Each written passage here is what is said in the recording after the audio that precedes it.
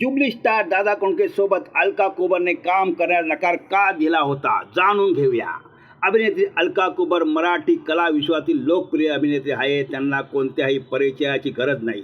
त्यांनी आत्तापर्यंत विविधांगी भूमिका साकारून रसिकांच्या मनात घर केले आहे. त्यांना खरी ओळख माहेरची साडी या चित्रपटाने मिळाली. आजही लोक हा चित्रपट तितक्याच आवडीने पाहतात. न्यूजपेपर व फिल्मी मासिकातील प्रकाशित बातम्यानुसार अभिनेत्री अलका कुबल यांनी जुबली स्टार दादा कोंडके यांच्यासोबतच्या आठवणीला उजाळा दिला. त्यावेळी त्यांनी दादा कोंडके यांनी त्यांना त्यांच्या मुका घ्या मुका चित्रपटात काम करण्याची ऑफर दिली होती, मात्र त्यांनी नाकारली. त्याबद्दल त्यांनी सांगितले, दादा कोंडके यांना शिकारीची खूप आवड होती. त्यामुळे बरेचदा ते शिकारीकडे निघाले की सेटवर यायचे. त्यांच्याकडे जीप आणि बंदूक नेहमीच असायची. लोकांना त्यांचे सिनेमे फारच आवडत असे, पण त्यांच्याशी प्रत्यक्षात बोलताना ते किती हजरजवाबी, हुशार आणि किती विद्वान आहेत हे कळाले.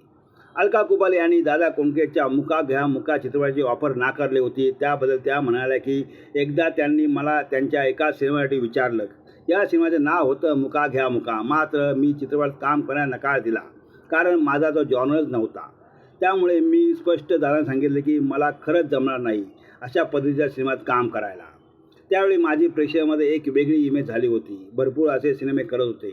त्यावर ते म्हणाले काही हरकत नाही. मग मी त्यांना म्हटलं, दादा रागवू नका बरं का,